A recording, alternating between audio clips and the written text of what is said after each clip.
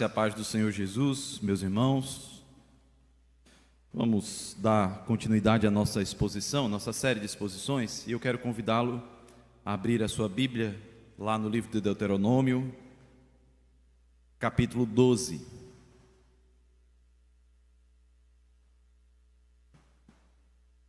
Quinto livro de Moisés, titulado Deuteronômio, capítulo de número 12.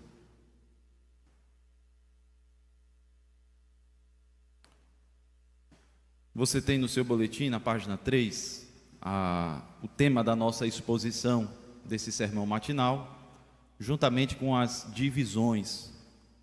Hoje, pela manhã e pela noite, nós vamos expor aquela porção do livro de Deuteronômio, chamado de Código Deuteronomista.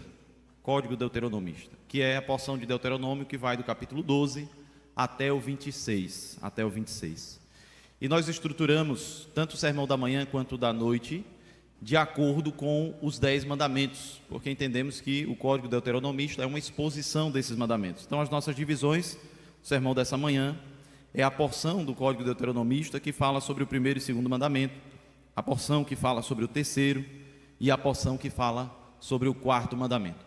Essa manhã, então, nós veremos essas porções, conforme você tem aí a divisão do texto no seu boletim, que é correspondente à divisão que fizemos para a leitura semanal. Então, durante a semana, você vai ler de acordo com essas porções que nós dividimos no nosso sermão, de maneira que você poderá, ao longo da sua leitura, verificar tudo aquilo que a gente tem falado, ensinado aqui na pregação da palavra no domingo. Hoje, nesse momento, nós faremos a leitura apenas do verso 1 até o verso 5 do capítulo 12. Então, convido você a manter sua Bíblia aberta a partir do capítulo 12 e faremos a leitura apenas do 1 ao 5. Em seguida, iremos aos demais capítulos e versículos. Assim diz a palavra do nosso Deus. São estes os estatutos e os juízos que cuidareis de cumprir na terra que vos deu o Senhor, Deus de vossos pais, para a possuirdes todos os dias que viverdes sobre a terra.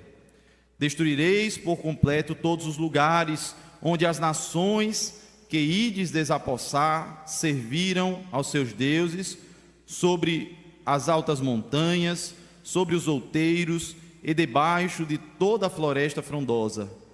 Deitareis abaixo os seus altares e despedaçareis as suas colunas e os seus postes ídolos queimareis. E despedaçareis as imagens esculpidas dos seus deuses e apagareis o seu nome daquele lugar. Não fareis assim para com o Senhor vosso Deus, mas buscareis o lugar que o Senhor vosso Deus escolher de todas as vossas tribos, para ali pôr o seu nome e sua habitação, e para lá ireis. Oremos ao Senhor nosso Deus. Santo Deus, nosso Pai, nós te agradecemos, ó Deus, por todo o entendimento que o Senhor tem nos dado das Escrituras até aqui. Por tudo que temos aprendido de novo do texto bíblico, mas também, ó Deus, por tudo aquilo que tem sido reforçado em nosso coração. Tudo aquilo que o Senhor tem falado a nós novamente, tem nos ensinado grandemente acerca da nossa condição como pecadores, mas também acerca do teu grande amor para conosco, a tua graça infinita. Louvamos o teu nome, Senhor, por tudo que o Senhor tem feito pelas nossas vidas. E te pedimos novamente, concede-nos a iluminação divina. Teu Espírito Santo, ó Pai, venha nos ajudar a compreender o texto sagrado, nos fazer pensar diferentes acerca de nós mesmos, naquilo que nós temos pensado errado, nos fazer pensar diferente acerca de quem Deus é, da sua santa lei para conosco, e também, ó Pai, que venha transformar o nosso comportamento, o nosso procedimento para a tua honra e para a tua glória. É assim que nós oramos, no nome santo de Jesus Cristo. Amém. Meus irmãos, nós lemos aqui essa manhã, na abertura da nossa exposição, Mateus capítulo 22, onde o Senhor Jesus nos ensina que amar a Deus sobre todas as coisas e ao próximo como a nós mesmos é o resumo de toda a lei. E nós lemos de maneira uníssona que disto depende toda a lei e os profetas. Disto depende toda a lei e os profetas.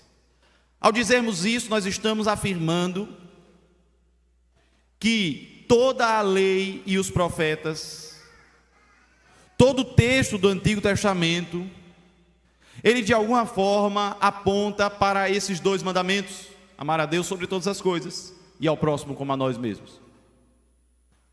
Isso significa, meus irmãos, que esses mandamentos, eles não são apenas o resumo dos 10 mandamentos, mas o resumo de todo o texto sagrado. E se os 10 mandamentos são detalhamento do que é o amor, portanto, o texto sagrado deve ser, de uma maneira geral, interpretado à luz dos 10 mandamentos. Amar a Deus sobre todas as coisas, portanto, significa não ter outros deuses.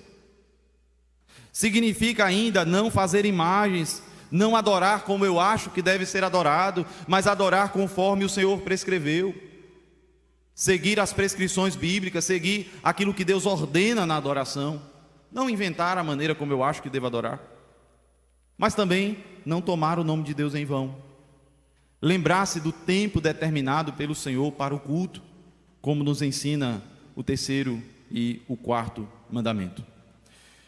Deuteronômio, a partir do capítulo 5 até o 26, é uma grande porção onde nós temos o segundo discurso de Moisés. É assim que está intitulado na sua tradução, Almeida Revista Atualizada, editada pela Sociedade Bíblica do Brasil. É o segundo discurso de Moisés, vai do capítulo 5 até o 26, uma grande porção. Mas qual é a primeira coisa que aparece ali no capítulo 5? A afirmação dos 10 mandamentos. E depois de trazer o texto dos 10 mandamentos, a repetição dos 10 mandamentos, então uma série de leis são ali apresentadas. Do capítulo 6 até o 11, Deus está falando especificamente sobre o compromisso do crente com o Senhor da aliança. Essa é a temática. Ali nós temos a Shema, que nos ensina a amar a Deus sobre todas as coisas. Ouve, ó Israel, o Senhor teu Deus é o único Senhor. Amarás, pois, o Senhor teu Deus de todo o teu coração, de toda a tua alma, de toda a tua força. Mas logo em seguida nós entramos na porção que nós temos intitulado de Código Deuteronomista, que é essa porção de leis que vai do capítulo 12 até o 26. A sessão, de uma maneira geral, começa repetindo os 10 mandamentos, um convite a cumprir os termos da aliança. Mas esses capítulos 12 a 26, eles apresentam aplicações bem específicas das obrigações da aliança. Repetição de leis do Êxodo, do livro de Levítico, do livro de Números. E essas leis, elas estão associadas, elas estão relacionadas à adoração de uma maneira geral, mas elas também falam sobre responsabilidade civil, social, cuidado para com os necessitados. Aqueles que estivessem na terra prometida haveriam de cumprir essa lei. Veja como começa o capítulo 12. Ele diz assim: são estes os estatutos e juízos que cuidareis de cumprir na terra que vos deu o Senhor. Moisés está falando à nova geração, que está prestes a entrar na terra prometida, dizendo assim àquela geração: quando vocês entrarem, vocês haverão de cumprir estes juízos que eu passo a narrar aqui para vocês. Porém, meus irmãos, alguns estudiosos da palavra de Deus têm visto, e ao meu ver com muita precisão, esses capítulos como não sendo capítulos desordenados, impossíveis de serem analisados de maneira sistemática. Não são leis soltas ou esporádicas, o capítulo 12 até o 26, não. Ele não está falando livremente sobre qualquer tema que ele acha que deve colocar, independente de qual a ordem ele está pensando ali. Nós não acreditamos que ali não tenha uma forma para aquela exposição. Então, estudiosos recentes têm ali trazido que há um padrão nessa unidade da palavra de Deus, que expõe os 10 mandamentos da palavra de Deus. Apenas para citar um grande estudioso, Stephen Kaufmann, descreveu essa unidade como o decálogo ampliado. uma versão ampliada, detalhada dos 10 mandamentos. Essas leis do capítulo 12 ao 26, portanto, elas estão na ordem dos 10 mandamentos.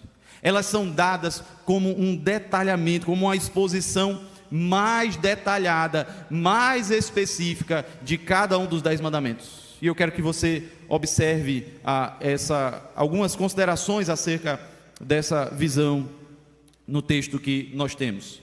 Primeiro, é importante nós dizermos que o capítulo 6 até o 11, ele é por si só uma exposição do primeiro mandamento. Não sei se vocês lembram da palavra de Jesus, quando ele diz: amarás o Senhor teu Deus de todo o teu coração, de toda a tua alma, de toda a tua força. Ele termina dizendo: este é o grande e primeiro mandamento. Este é o grande e primeiro mandamento. É verdade que amar a Deus sobre todas as coisas diz respeito aos 4 primeiros mandamentos.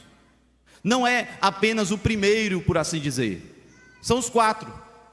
Lembrar-se do dia do Senhor significa amar a Deus. Não tomar o seu nome em vão significa amar a Deus. Não produzir imagens ou inventar novas formas de adoração significa amar a Deus. Porém, a coisa mais clara, mais direta, o mandamento mais específico sobre o que era amar a Deus é o primeiro mandamento: não terás outros deuses diante de mim. As outras coisas, elas são um cumprimento detalhado desse mandamento. Os outros 3 mandamentos, certamente, eles se subordinam a este em termos de importância.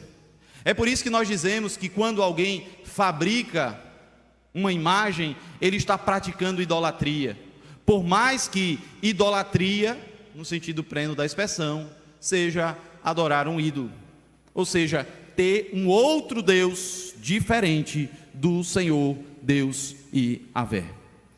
Portanto, meus irmãos, o capítulo 6 ao 11, ele traz propriamente o primeiro mandamento, porém o 12 especificamente, ele traz detalhes tanto do primeiro quanto do segundo mandamento.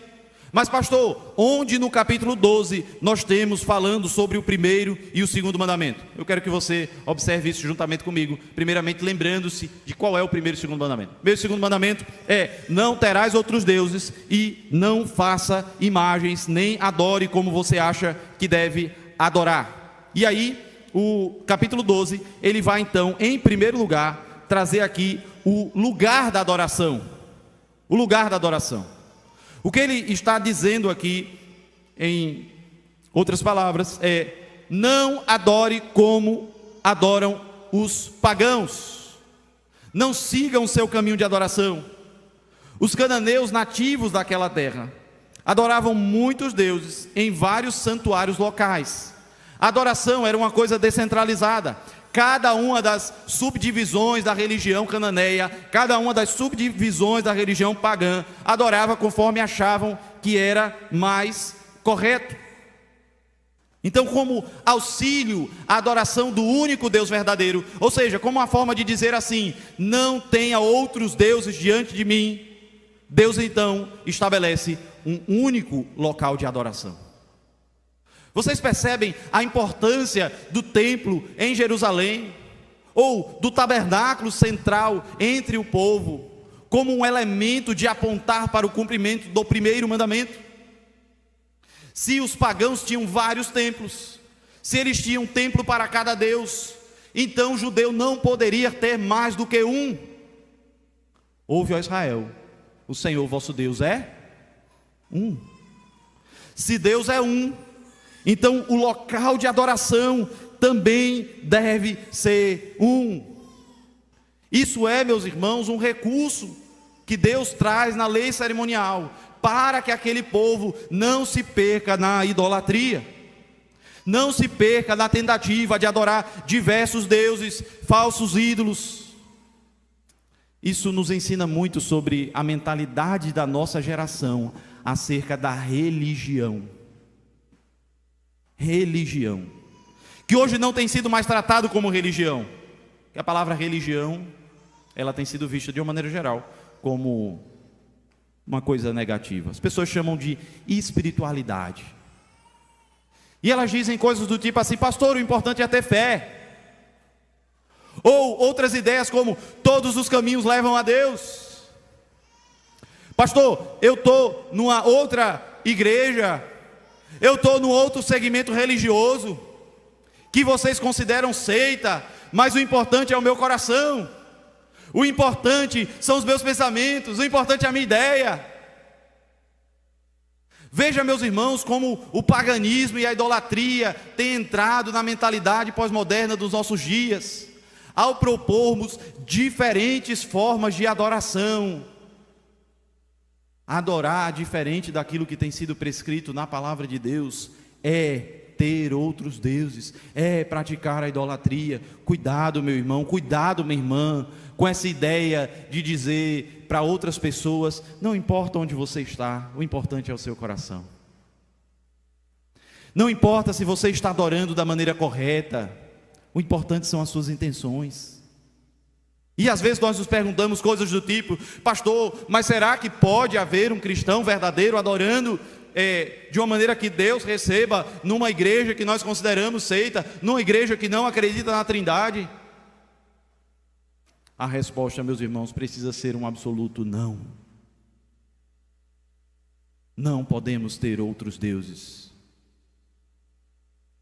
Adorar da maneira errada é praticar a idolatria.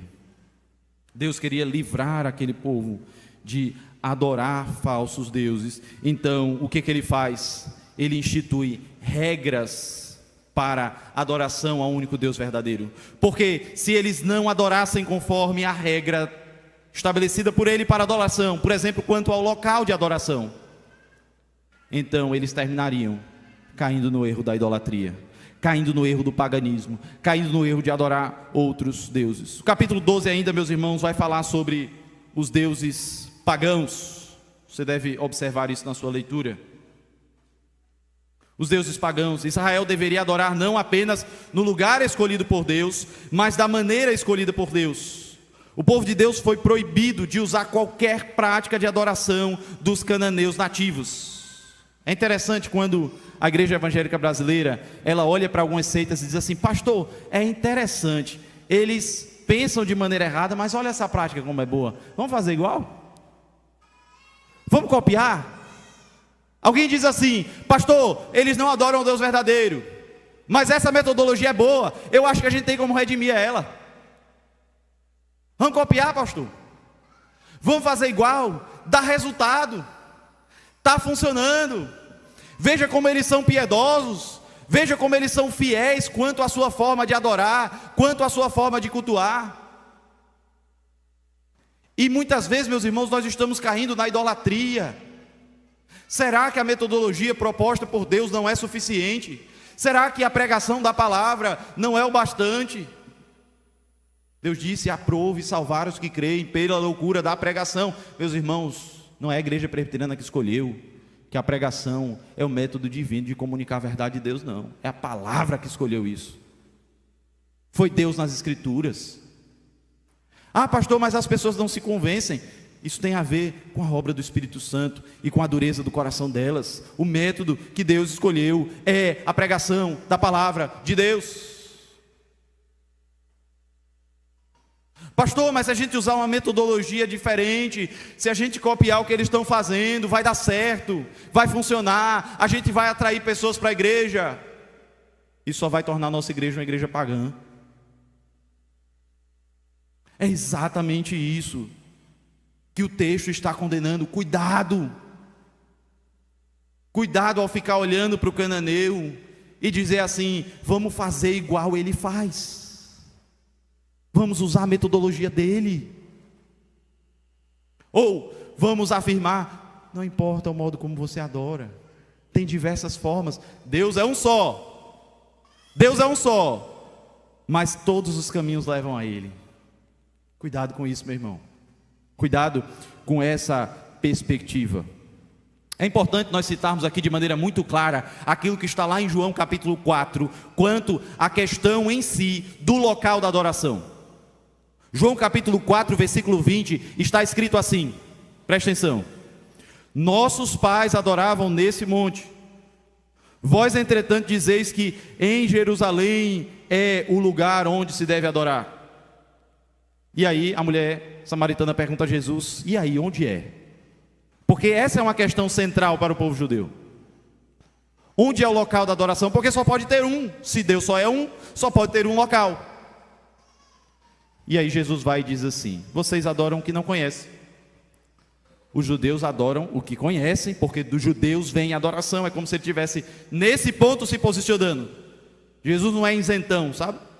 Ele está dentro da Samaria, falando com mulher samaritana e se posicionando, dizendo: nessa questão, vocês estão errados, os judeus estão certos. E às vezes a gente tem medo de se posicionar quanto a questões teológicas, litúrgicas. Não, tudo bem, é porque eles pensam diferentes. Mas vai ver, eles estão certos, a gente está certo também. Foge disso, meu irmão.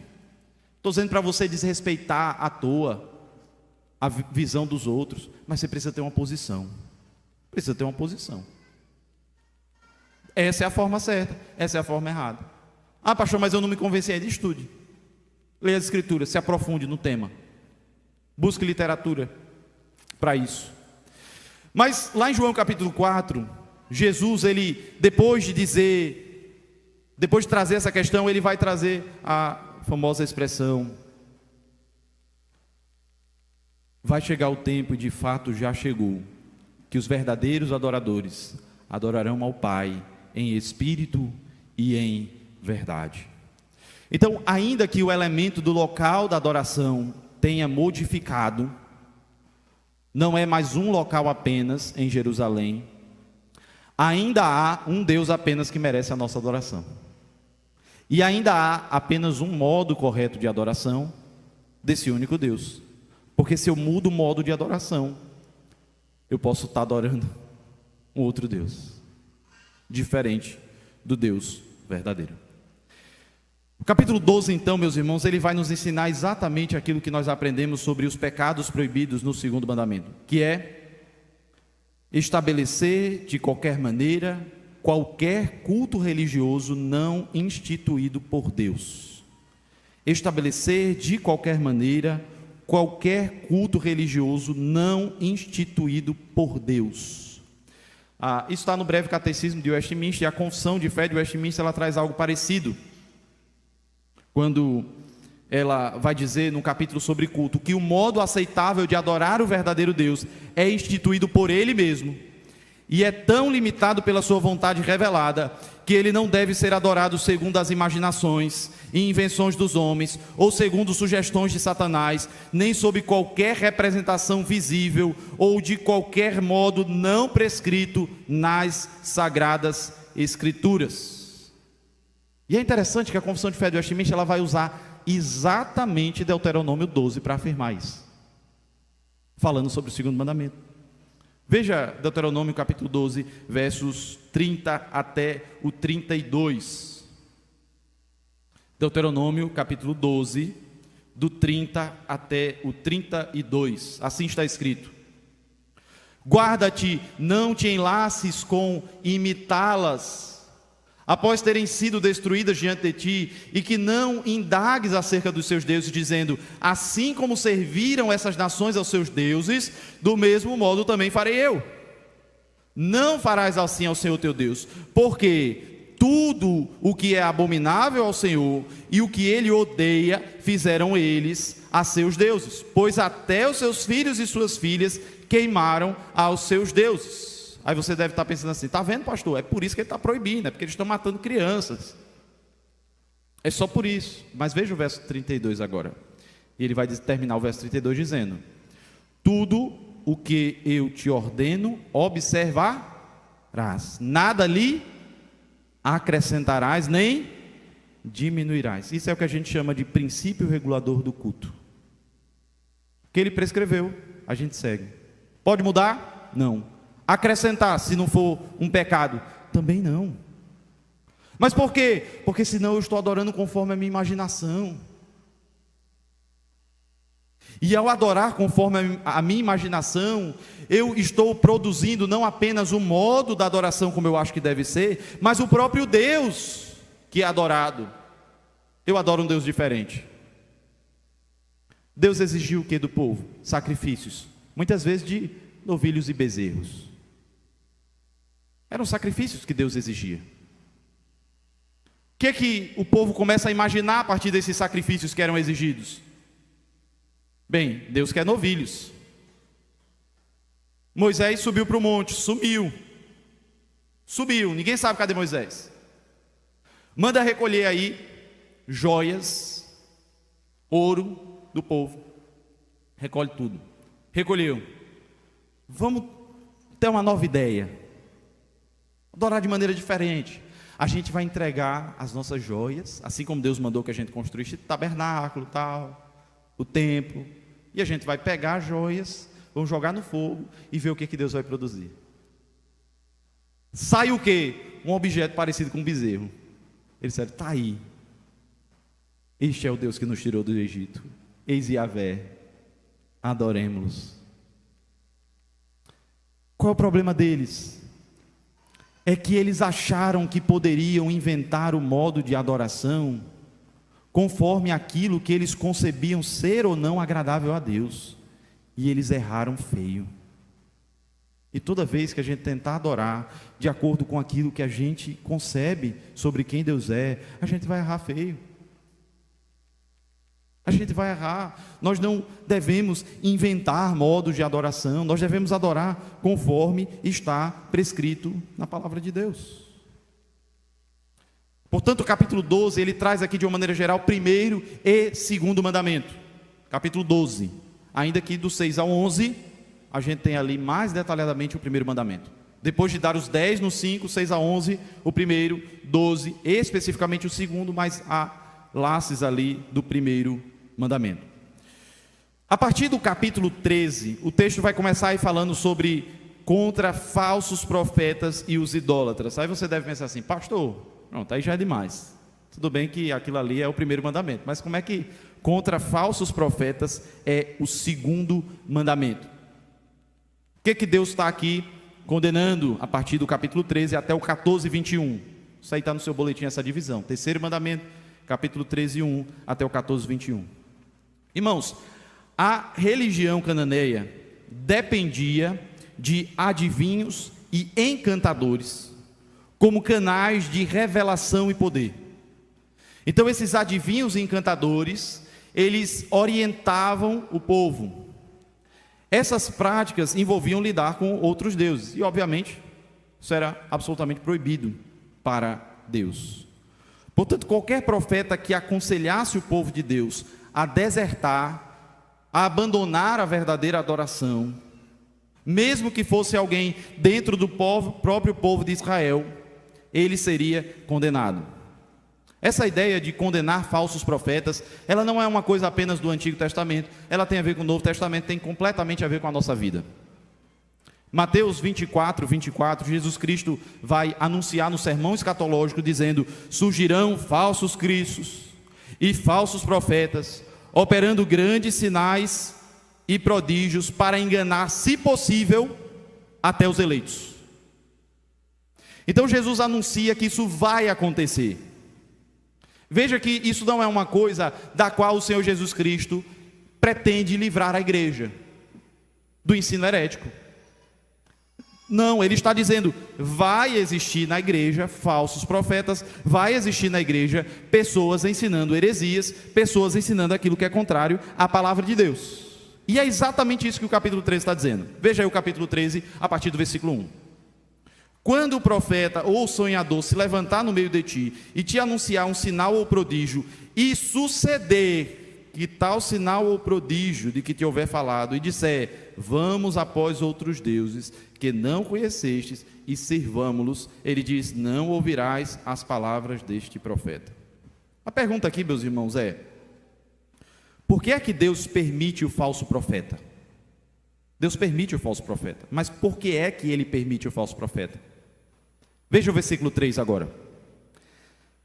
Não ouvirás as palavras desse profeta ou sonhador, porquanto o Senhor, o vosso Deus, vos prova, para saber se amais o Senhor vosso Deus de todo o vosso coração e de toda a vossa alma. Deus está permitindo que se levante falsos profetas. Ele permite que se levante os falsos profetas para poder experimentar o povo. Experimentar o povo. E aí o texto vai dizer, verso 4 e 5: andareis após o Senhor vosso Deus, e a Ele temereis, guardareis os seus mandamentos, e ouvireis a sua voz, e a Ele servireis, a Ele vos achegareis. Veja o verso 5 agora: este profeta ou sonhador será morto, pois pregou rebeldia contra o Senhor que vos resgatou. O terceiro mandamento diz: não tomarás o nome do Senhor teu Deus em vão. Esse é o terceiro mandamento. O que é um profeta? Profeta é aquela pessoa que fala em nome de Deus. Ele fala invocando o nome de Deus. O falso profeta aqui é a pessoa que toma o nome de Deus em vão. O falso profeta é aquela pessoa que, invocando o nome de Deus, diz uma mentira. Invocando o nome de Deus, ensina o caminho do erro. A partir de Deuteronômio 13, meus irmãos, a palavra de Deus está nos ensinando que tomar o nome de Deus em vão não é apenas fazer piada com relação ao nome de Deus, mas todas as vezes que eu invoco o nome de Deus da maneira que Ele não prescreveu, da maneira que Ele não ordenou. Você vai ver isso ao longo do capítulo 13. Esse profeta falso será condenado porque Deus diz: eu não mandei. Ele está usando o meu nome em vão. Ele está usando o meu nome sem a minha autorização. A aplicação para os nossos dias é muito fácil de perceber. Quantas e quantas pessoas, meus irmãos, brincam com o nome de Deus e brincam com a vida das outras pessoas, trazendo falsas profecias. Olham uma para a outra e diz assim: eu profetizo que você vai passar no concurso que você está querendo estudar. Tomam o nome de Deus em vão. Quantas pessoas se amarguraram com a igreja por causa de falsos profetas? Quantas pessoas criaram expectativas de que alguma petição dela seria respondida e não foi? Falsos profetas falando em nome de Deus mentiras. Alguém poderia ser condenado por não falar corretamente em nome de Deus, mas imagina, meus irmãos, se propor a dizer algo ao seu irmão e usar o nome de Deus para isso, estando mentindo, estando em mentiras. Isso, irmãos, pode afetar até mesmo pastores, liderança da igreja. Quantas vezes a gente ouve pastores dizendo coisas do tipo: não, é porque Deus tem me conduzido para fazer isso. E às vezes ele está querendo apenas seguir a vaidade do seu coração. Deus nos livre disso, irmãos. Deus nos livre da seriedade de tomar o nome de Deus em vão. Veja o que lemos no breve catecismo sobre a razão anexa ao terceiro mandamento. Embora os transgressores desse mandamento escapem do castigo dos homens, o Senhor nosso Deus não os deixará escapar do seu justo juízo. Deus nos livre de tomar o nome de Deus para dizer aquilo que Ele não nos ordenou dizer. Deus tenha misericórdia de nós e da nossa geração, que de maneira tão banal dizem estar profetizando, mas estão mentindo descaradamente. Se você deseja coisas boas para o seu irmão, diga assim: eu desejo coisas boas para você. Mas cuidado ao imaginar tomar o nome de Deus em vão. Cuidado ao imaginar dizer uma falsa profecia. E cuidado especialmente com os falsos profetas. É isso que está dizendo o capítulo de número 13 do nosso texto. Capítulo 14 também fala sobre o nome de Deus em vão. Não nesse sentido de dizer, de profetizar, Mas eu quero que você perceba que o terceiro mandamento, ele está associado diretamente à primeira petição da oração dominical, a oração do Senhor, que é qual? Santificado seja o seu nome. Por que é que eu não posso dizer o nome de Deus em vão? Porque o nome de Deus deve ser distinto. Eu não posso desgastar o nome de Deus, falar à toa. Quando eu for invocar o nome de Deus, eu preciso fazer com seriedade, com reverência. É isso que significa santificado seja o teu nome.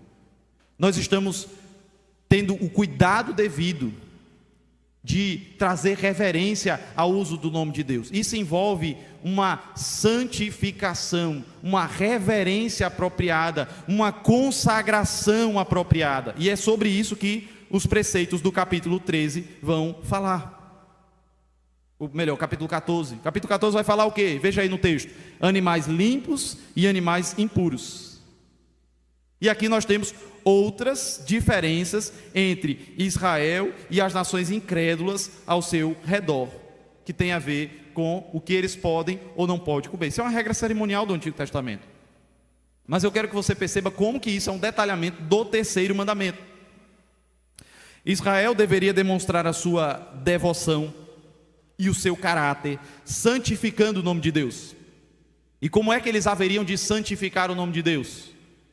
Não apenas ao não falar. Veja que o mandamento ele não diz apenas não fale o nome de Deus em vão, né? Às vezes a gente ensina para crianças dizendo não diga o nome de Deus em vão. Mas o pecado de quebrar o terceiro mandamento não é apenas quando a gente fala, mas também através do nosso comportamento. Quer ver uma coisa? Se você se comporta de maneira errada no mundo, entre os incrédulos, e as pessoas sabem que você é cristão, a primeira coisa que eles vão dizer é o quê? Olha o jeito que ele está se comportando, e é porque é da igreja. Não é apenas o seu nome que é tomado de maneira difamatória quando você age errado, quando você não se consagra. É o nome de Deus que é escarnecido. Percebe? O seu comportamento, a sua falta de consagração, a sua falta de santidade vai fazer com que os outros tomem o nome de Deus em vão. Ou melhor, o seu comportamento é em si tomar o nome de Deus em vão. Entende? Então é isso que o texto bíblico está apontando quando ele fala sobre o cuidado para não mutilar o corpo, como os cananeus fazem. Cuidado para não comer animais impuros, porque não comer animais impuros era um distintivo do povo de Israel. É como eu estou dizendo, isso é uma cerimônia. Comer ou não comer animais impuros não é pecado por si mesmo. Se torna pecado para o povo de Israel, porque esse era um sinal de distinção daquele povo. É como a gente tem a cerimônia do batismo ou da ceia do Senhor. Não é a água do batismo em si que tem poder. É o símbolo do sacramento, é o que aquilo representa. A mesma coisa é com relação às comidas puras e impuras. Não é que a comida em si tenha o poder de tornar alguém pecaminoso ou não. Aquilo não são regras morais, universais, de aplicação para todos os tempos. É por isso que a gente come carne de porco. Porque esses regramentos, essas cerimônias, esses preceitos não são para nós hoje. Por isso que a gente não tem problema com isso. Tem a ver com cerimônias do Antigo Testamento. Era o modo como eles santificavam o nome de Deus no Antigo Testamento, ao se tornar uma nação consagrada, uma nação santa. Assim eles estavam santificando o nome de Deus. E o quarto mandamento, pastor? Quarto e último mandamento. Veja, capítulo 14, a partir do verso 22. Quero que primeiro você lembre quarto mandamento, que é: lembra-te do dia de sábado para o santificar. Pastor, na minha Bíblia está dizendo que é dízimos. Tem nada a ver com sábado, pastor. Aqui eu já não estou entendendo. Porque está falando dízimo. Dízimo para o serviço do Senhor. Eu primeiro quero que você perceba que a partir do capítulo 14, verso 22, até o 16, 17... 14, 22 até o 16, 17, o elemento central e unificador dessa porção é o elemento tempo. Por mais que essa porção, a partir do 22, ela fale sobre dízimo, o preceito aqui está sendo usado não apenas para se referir sobre a atitude de ofertar, mas sobre o tempo da oferta. Veja, por exemplo, o verso 22, o próprio versículo 22 do capítulo 14. Ele diz assim: certamente darás o dízimo de todo o fruto das tuas sementes. Aí ele vai dizer que ano após ano se recolher do campo. E ele vai dizer que esse dízimo tem que ser dado perante onde o Senhor habitar. Veja o final do verso 23, que ele vai dizer: para que aprendas a temer o Senhor teu Deus todos os teus dias. Então veja que a prática do dízimo, ela está sendo usada aqui pelo autor de Deuteronômio, por Moisés, para ensinar o povo acerca do tempo da adoração. Dizimar, portanto, aqui está diretamente associado ao tempo da adoração, ao quarto mandamento. Veja, por exemplo, o verso 28 dessa porção que fala sobre o dízimo. Versículo 28, Deuteronômio 14, 28, está escrito: ao fim de cada 3 anos tirarás todos os dízimos do fruto do terceiro ano e os recolherás na tua cidade. Irmãos, é importante a gente dizer uma coisa: essa associação entre a oferta ao Senhor e o tempo da adoração não é uma associação apenas do Antigo Testamento. Ser infiel no dízimo é descumprir o quarto mandamento. É isso que o autor está nos dizendo. Mas isso não é apenas do Antigo Testamento. O Novo Testamento também associa essas duas coisas. Quer ver? Abra comigo 1 Coríntios, capítulo 16, versículo 1.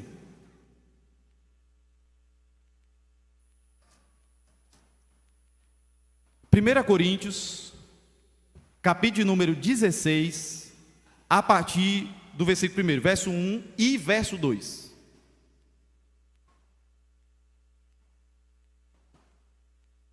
Veja o que está escrito.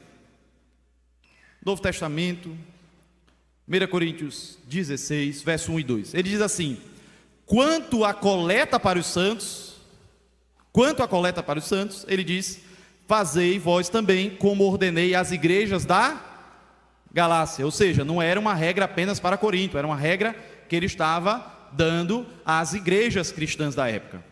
E qual é a regra? Verso 2: no primeiro dia da semana, cada um de vós ponha de parte em casa, conforme a sua prosperidade, e vá juntando, para que não se façam coletas quando eu for. Pastor, por que é no primeiro dia da semana? Porque era o dia do culto.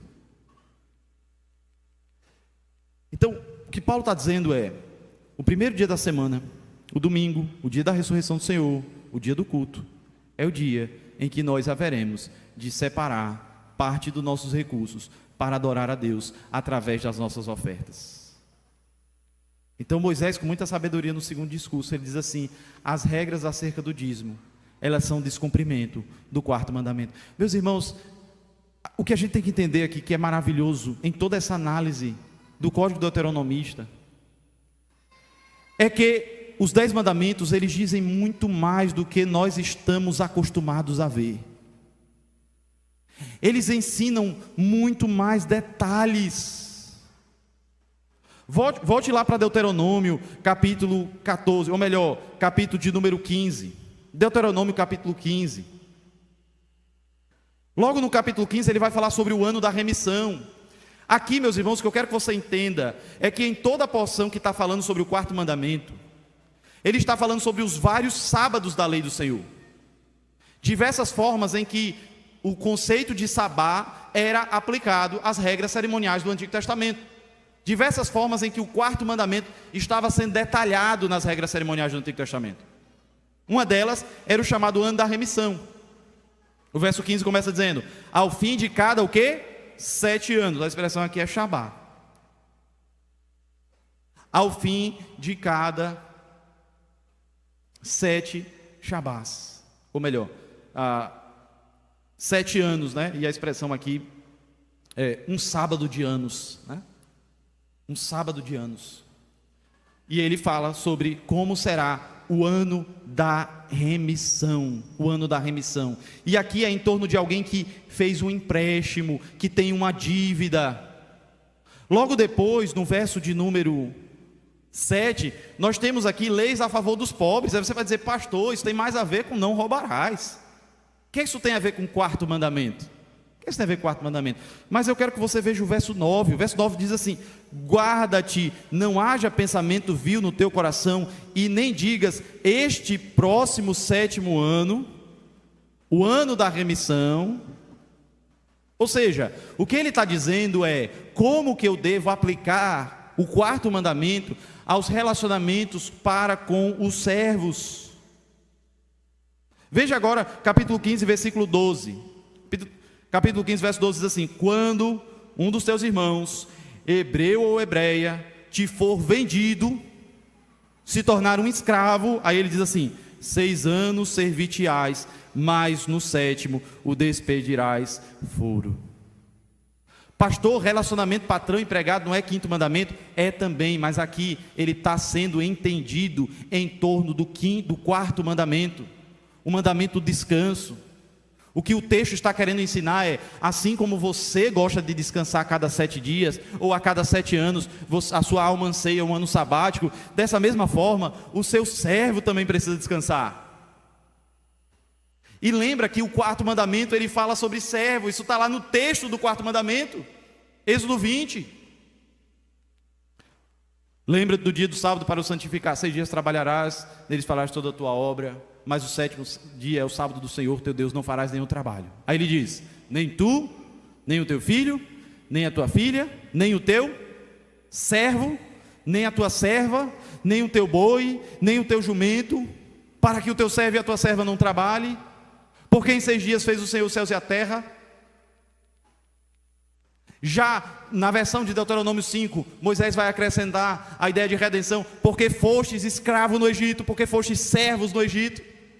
Então veja que, ainda que para nós o 4º mandamento, ele pareça ser uma coisa que diz respeito apenas a vir à igreja, levantar as mãos e adorar, o aprofundamento na lei do Senhor, o aprofundamento do livro de Deuteronômio, nos mostra que esses mandamentos, eles têm uma amplitude muito maior, há muitos detalhes nos quais nós devemos pensar sobre isso, e tentar entender onde eu estou falhando, onde eu estou pecando. O que eu estou querendo dizer para vocês aqui, meus irmãos, não é que os presbiterianos da Inglaterra, quando escreveram a Confissão de Fé de Westminster, o Catecismo Maior, e detalharam ali vários pormenores de cada um dos 10 mandamentos, não é que eles estavam inventando preceitos que não eram proibidos e tentando forçar eles e encaixar eles nos 10 mandamentos. A Bíblia faz isso. O texto sagrado detalha a lei do Senhor, detalha os 10 mandamentos, e é exatamente por isso que o Salmo 1 nos ensina dizendo: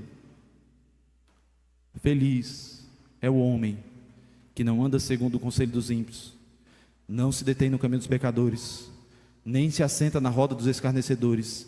Antes o seu prazer está na lei do Senhor, e na sua lei medita de dia, de noite.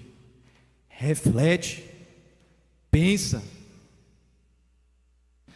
Essa porção, meus irmãos, do Código Deuteronomista, que a gente tem tratado hoje de manhã e vai continuar tratando hoje à noite, ela precisa nos fazer um exercício intelectual necessário para nosso amadurecimento espiritual, que é meditar na lei do Senhor. Pastor, essa parte aqui, pastor, eu não consegui encaixar. Tem a ver mesmo com o 5º mandamento? Eu não consegui entender como que tem a ver. É esse exercício que a gente precisa fazer, meus irmãos, e a gente vai começar a perceber que a nossa ideia dos mandamentos talvez seja consideravelmente diferente daquela que Deus propôs lá no início. Ele propôs com um objetivo, a gente já tem tomado como outro objetivo, com outra visão. Ele traz aplicações sobre relacionamento entre patrão e empregado como sendo uma questão do 4º mandamento. A gente fica, mas tem a ver com o 4º mandamento? Tem, sempre estava lá no texto original. Não farás nenhum trabalho, nem tu, nem teu filho, nem tua filha, nem teu servo, nem tua serva. Estava lá desde o começo. Essa ligação com o quarto mandamento estava presente, está no texto, está escrito. Os nossos olhos não conseguiram perceber aquilo, porque a gente reduziu a aplicabilidade do mandamento, tal qual o fariseu fez. Matar é apenas executar a pessoa, odiar no coração não. Eu posso. Amarás o teu próximo, odiarás o teu inimigo. Farisaísmo. Isso nos ensina, meus irmãos, que legalismo não é se aprofundar na lei de Deus. Tira isso da sua mente, essa ideia de achar que legalismo é se aprofundar na lei. Legalismo é exatamente, muitas vezes, o contrário. É negligenciar os preceitos mais importantes da lei. É negligenciar uma análise sincera, profunda das Escrituras. Por quê, pastor? Porque se eu penso apenas superficialmente acerca da lei de Deus, então eu terei um entendimento superficial sobre como ela se aplica. Eu acharei que indo à igreja e cumprindo as cerimônias, aquilo é o suficiente. Bati o ponto, pastor. Fui para a igreja já domingo. Agora eu posso viver uma vida devassa durante a minha semana. É isso que é legalismo. É não aprofundar-se na lei do Senhor. É não entender-a por completa. É tomá-la para um uso que ela mesma não dá. A salvação, por exemplo. Onde está escrito que alguém será salvo pelo cumprimento da lei, que alguém consegue fazer isso, né? Onde está escrito? É esse uso adicional que o nosso coração tem a tendência de acrescentar, que é proibido. E não meditar na palavra de Deus. Até as letras do texto bíblico são chamadas de sagradas nas Escrituras, irmãos. Paulo olha para Timóteo e diz assim: lembra-te das sagradas letras que aprendestes e da qual foste inteirado. As letras são sagradas. O problema é a superficialidade. Pastor, o problema do fariseu era que ele estudava muito. Você leu enviesado os evangelhos. O problema dos fariseus é que eles estudavam o que queriam, o que era conveniente para eles. Jesus sim estudava muito. Jesus sim verdadeiramente se aprofundou. Interpretou a lei de maneira correta, de maneira precisa. Mostrando equívocos dos fariseus, mostrando que desde o começo a intenção da lei de Moisés não era aquela que se tornou a religião dos judaizantes, ou do farisaísmo do primeiro século. Sem essa ideia de achar que Jesus combateu o estudo da lei de Deus. Tem mais a ver com a leitura enviesada dos nossos dias, da pós-modernidade, que não quer regras, que não quer padrões, que luta pela libertinagem.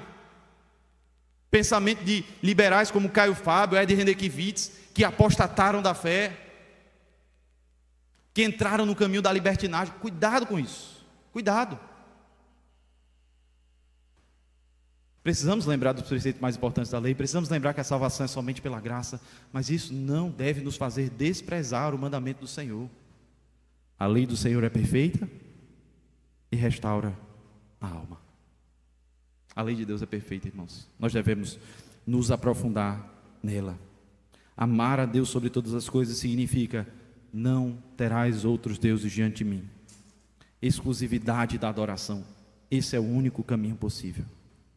Não fazer imagens, não adorar como eu acho que deve ser, não tomar o nome de Deus em vão, não confiar em falsos profetas e não ser nós mesmos falsos profetas.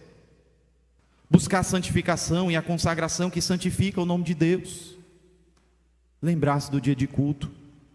Lembrar-se que pensar no dia de culto deve ser algo que não apenas nós fazemos com relação a nós mesmos e às nossas famílias, mas também com relação àqueles que nos servem. Ter compaixão e misericórdia daqueles que estão ao nosso redor, nos servindo e muitas vezes estão sendo impedidos de descansar, por causa do excesso de trabalho, por causa da fadiga, estão sendo impedidos de separar um tempo para descanso ou para o culto ao Senhor Deus verdadeiro. Não são apenas ímpios que muitas vezes precisam trabalhar no dia de culto, no dia do Senhor. Crentes também. E é isso, é esse cuidado que Moisés está tendo quando repete os 10 mandamentos, no capítulo 5 de Deuteronômio, e diz: lembra-te, vocês foram escravos no Egito, lembra de você mesmo. Quando você tiver cuidado com relação ao mandamento, não faça porque você acha que vai ser salvo ao cumprir rigorosamente aquilo. Faça por misericórdia, faça por amor, pense em você mesmo, pense na sua própria vida espiritual e como você gosta de ter no domingo um dia de descanso, separar esse dia para vir à igreja adorar a Deus. Que Deus nos conceda sabedoria a glorificarmos o seu nome, procurando amar a Deus sobre todas as coisas, observando também alguns detalhamentos desse mandamento que muitas vezes não estão claros para nós, mas a gente pode conseguir se aprofundar à luz daquilo que a palavra de Deus nos ensina. Amém? Vamos colocar de pé, vamos orar encerrando nossa exposição dessa manhã.